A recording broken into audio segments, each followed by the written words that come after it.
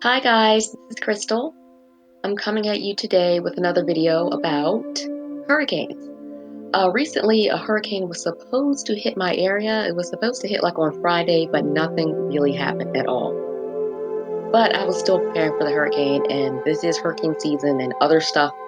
Hurricanes might come, might get us, they might not. But the important thing is to be prepared. So I've compiled some tips for you to help you, your animals, and everybody else get through hurricanes. The first thing that you have to remember is that boredom is going to be a bad thing. Like, we are used to our smartphones, we're used to our internet, we're used to this, that, and the third. We need to be entertained. I've even seen very old people on smartphones scrolling down at the bus stop.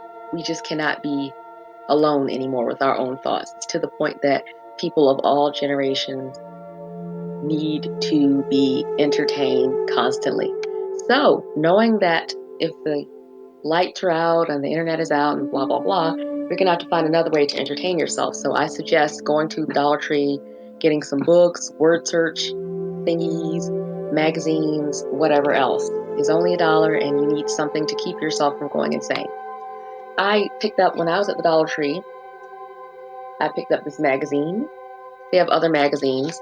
So, I advise you just to get a magazine. It's only $1. If you go to the grocery store, the magazines are like $3.99, if not more. So just pick up some magazines.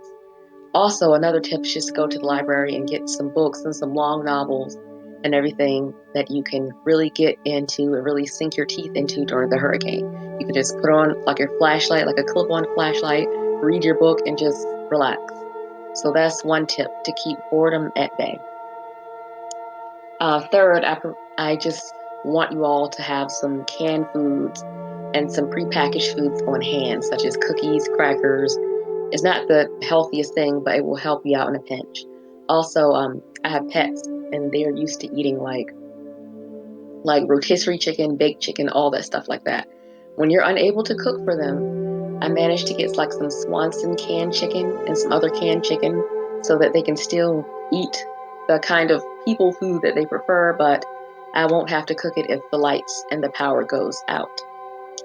Speaking of lights, I got these cute little clip-on lights at the Dollar Tree, and they are handy for when you're trying to write or trying to read or something like that. So here they are, and the ones that I got already have the battery in there, so you don't have to worry about getting matching batteries. So that's super convenient.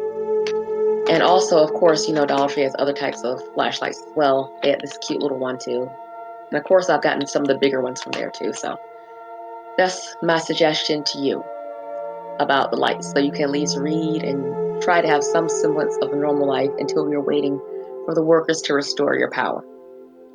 Also, I recommend that you check and see if your city has a program to help you get to a shelter if necessary. See, I live in Norfolk, and I recently found out a program called Norfolk Cares that will give you transportation to a shelter if you don't have it. So if you're poor or you're sick or something like that, and you're unable to pay, you don't have a car in the household, and you're unable to pay a taxi or someone else to take you, you can contact a program like Norfolk Cares. I suggest you go on your city's website and look for something like that. If not, you can start calling around and emailing to see if your city has a similar program. Save that number in your phone, so if push comes to shove and you have to flee your home, you can at least have someone come and get you and take you to a shelter so that you will be safe. Speaking of shelters, if you have animals, make sure that you know the name and the address of a pet-friendly shelter in your area. I looked that up, so I'm already good to go when it comes to that. And also, if you have pets and you have to go to a shelter, and you don't have like a large dog or something like that, please make sure that you have carriers for your pets. For my small dog, I have a carrier. For my cat, I have a traditional carrier.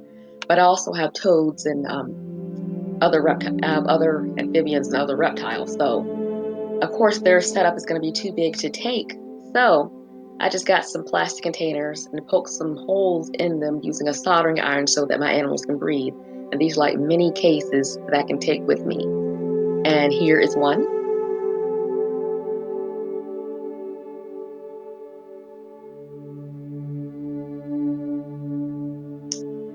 That is for a temporary home for my cane toad Francine. I poked some holes in it so that she can breathe. I put some holes in the lid. I just put my name on the lid and a happy face. And I just poked some holes around the side so that she could breathe. And this is, of course, is not meant to be forever. It's just a small period of time that she's going to be in that when I'm transporting her to the shelter, or if I'm in the shelter and people are afraid or whatever, she can just stay in there and, just until ride out the storm. It's not something that you do on a daily basis. It's just a small case that your animals need. I have a similar case for my little toads. They all can live together. Little toads, I have like 6 little toads, and they all can live together. So I have a similar container for them. They will be fine in that. And I have one for my crested gecko and one for the gerbils. So just make sure that you have a small, easy to transport plastic container for your animals that are too big for the traditional dog and that are too small, I meant, for the traditional dog and cat carrier. So my bearded dragon also has a little plastic container that she can get in. That's long enough for her tail. I made sure I got that. So you don't have to go to a pet store or anything. Just get yourself a regular old piece of plastic Tupperware.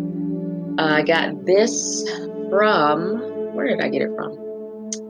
Dollar General. I put some stickers on that. You know how they have those labels up there that I don't like, and they leave a, like, you peel the label off and they leave a bunch of sticky mess. I just put some stickers on it. See, that said, it's not the destination that counts as much as who goes along for the ride. So I just put some stickers to cover up that sticky mess that's sometimes on the edge of containers. That's gross. I hate it. But I put some holes in it, and bam, you have yourself a little piece of Tupperware slash carrier. So that's just some tips to help you and your pets get through the storm. This is hurricane season, so hopefully some of these tips were useful for you. If you have any questions, please let me know. If you have any comments, please let me know. And also, please check out my social media and my music. All the links are in the description box below. Have a great and safe day. Goodbye.